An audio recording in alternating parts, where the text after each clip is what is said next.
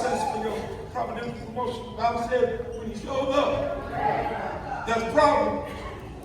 And it's a huge problem. Here's how you know you're a candidate for a miracle.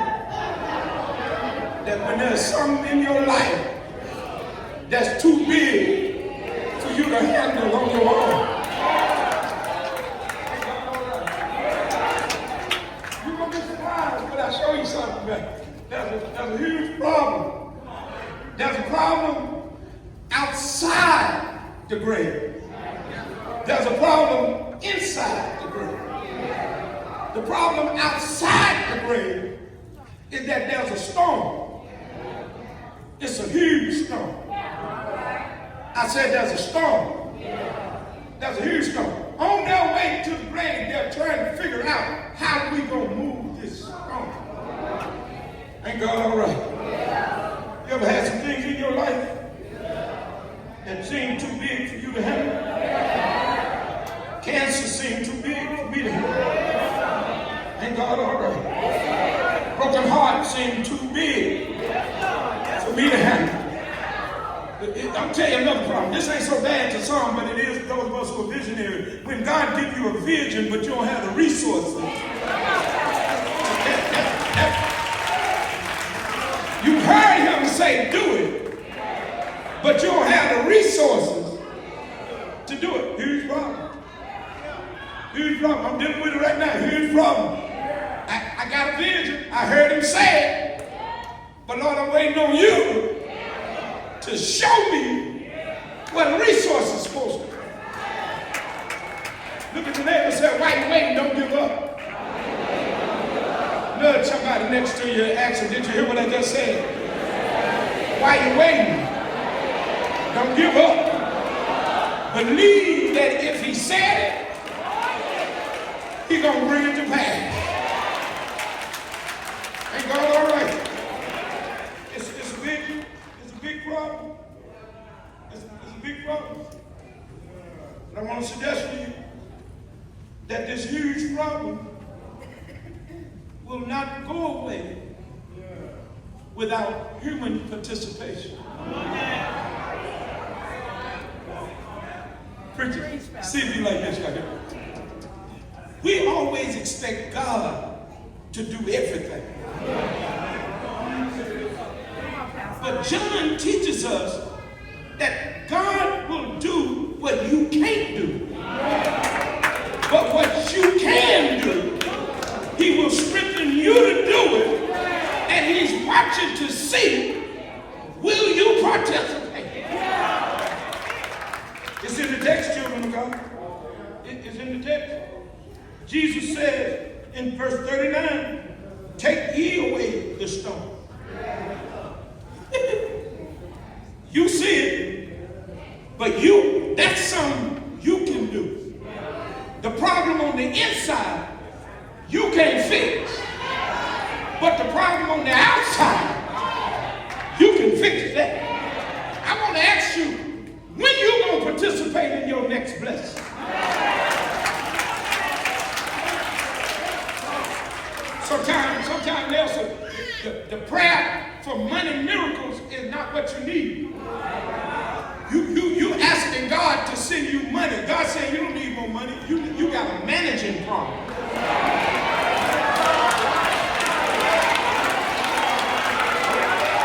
Look at them, they mad at your pastor. Look at him and say, get up off my pastor, get up off him. God done sent much money through your hand. The problem is not that you haven't had the money. The problem is that you have a managing problem. Your prayer ought to be, Lord, teach me how to manage my money. Let me stop living above.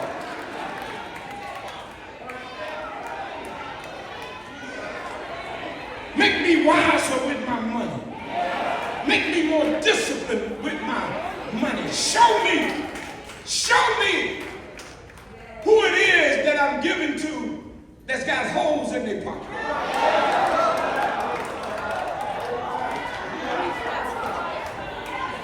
Sometimes the people you're investing in have become a waste. They're not good investments because you keep giving to something that don't bring back anything. Rich Brother Shack, I'm trying. Sometimes that's the stone you got to move. You got to move the stone of giving to people that make you feel good but don't do nothing for you.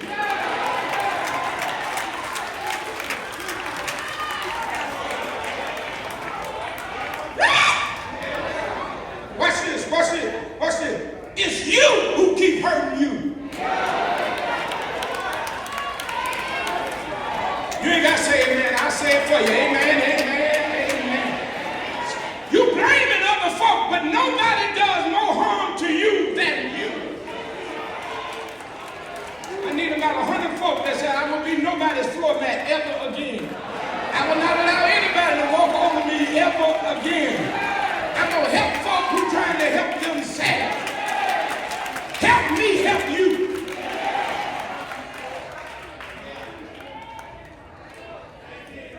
He says, you're going to have to participate in this. You're going to have to move. He says, it's always been the God that says you got to participate. Watch this. If you bind it on earth, I'll bind it in heaven. But you got to participate. You got to first bind it on earth, and then I'll bind it on heaven. If you loose it on earth, I'll loose it in heaven. But you got to participate. Look at somebody and say, participate. If my people which are called by my name would humble themselves, seek my face, and pray. If you do that, then will I hear from heaven, forgive them of their sin, and heal their land. But you first got to humble yourself and pray. Bring all your tithing offerings to the storehouse, that there might be meat in mine house. If you participate in that, then I will open up the windows of heaven and pour you out blessings. You're going to have room. Give, and it shall be given unto you. But you got to participate. Give, and it shall be given unto you. You got to participate. Give, and it shall be. He tells them, you move the stone. You get your hand involved. You get it done. Look, I'm going to turn this water into wine, but you got to go fetch the water.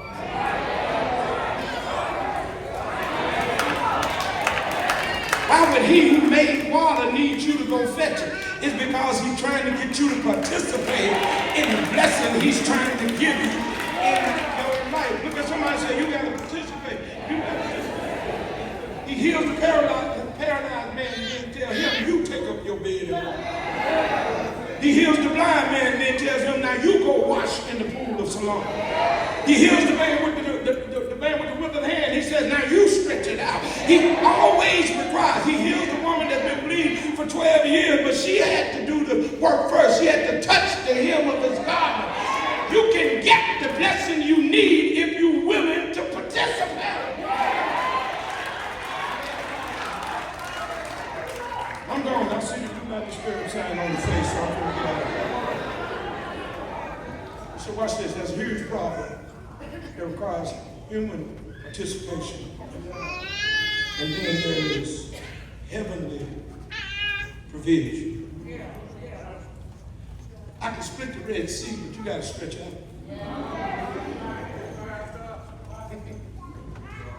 I can tear down the walls of Jericho, but I want to see you march. I don't care what it is that you deal with that seems insurmountable. I want you to understand that you participate. The Lord said, I can handle it. Notice somebody say he can handle it. And then it happened. I'm finished. 2 minutes. It happened. Lazarus is in the grave. The stone is moved. Now, those that moved the stone, they can't fix what's in the grave.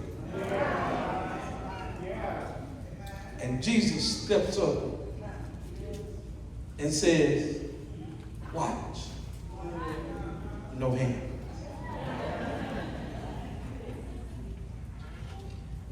Ain't that beautiful? So watch. No hands. He touched the girl in Jairus' house. He touched the bear at the graveyard. stretcher that the boy was carrying. He touched it. This time he says, watch. No hand. Okay. They not getting it because they ain't never rode no bike. It's one thing to ride a bike with your hands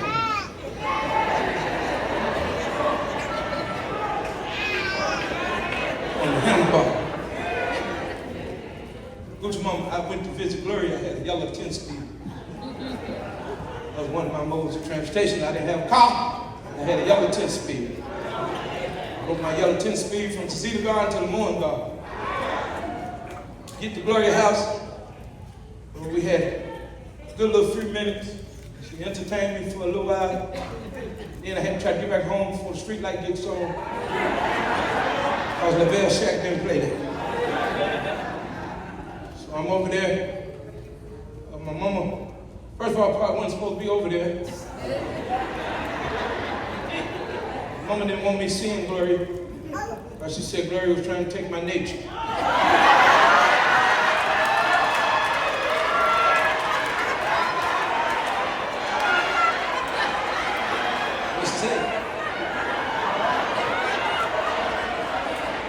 But Penny, I told her she ain't got to take it, I'm trying to give it to her.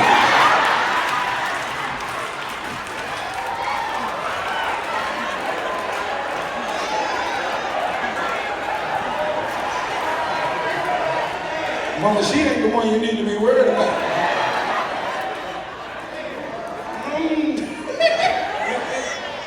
Anyway, after I visited, she walked me back to my bike, bird. She walked me back to my bike. My bike was tied to a tree. She walked me back to my bike. I get on my bike. Trent, I'm riding the bike. Look over my shoulder, she looking at me. I said, look, no hand.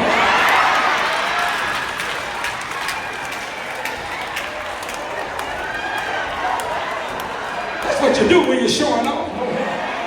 That's what Jesus did when he showed up at Lazarus' grave. He said, you saw me touch her, you saw me touch his back, but watch this, no hand.